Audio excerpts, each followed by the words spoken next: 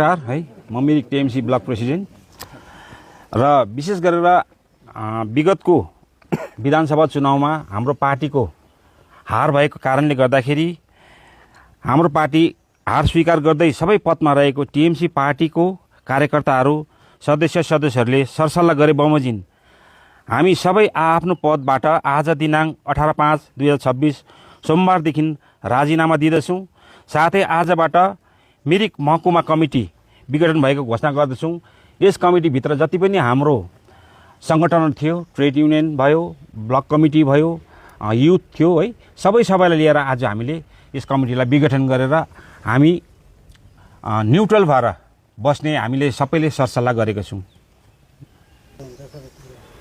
अब जुन किसिमले विगतको इलेक्सनमा टिएमसी पार्टीले हार देख्नु पर्यो, यो हारलाई हामीहरू स्वीकार गर्दै जुन चाहिँ आज हाम्रो मिरिक ब्लक कमिटीले सम्पूर्णले मतलब एउटा रिजाइन दिने सरसल्लाह गर्यो, यसलाई मतलब स्वागत गर्दै म पनि पार्टीको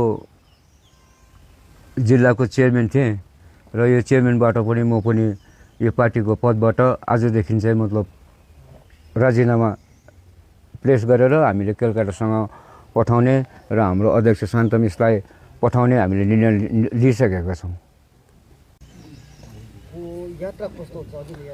अब यात्रा अहिले हामीहरू जुन किसिमले हाम्रो पार्टीको साथीहरू छ उहाँहरूलाई म आह्वान गर्न चाहन्छु, उहाँहरू शान्तिपूर्ण मैले बसोस् र एउटा यो गणतन्त्रमा हार जित त हुन्छै हुन्छ। योपालि हामीले हारेका छौँ र यसलाई हामीले हार स्वीकार पनि गरेका छौँ र आगामी आउने दिनमा हामीहरू कुन किसिमले अगाडि बढ्नुपर्छ, के गर्नुपर्छ, हामीहरू अन्य साथीहरू पनि छ।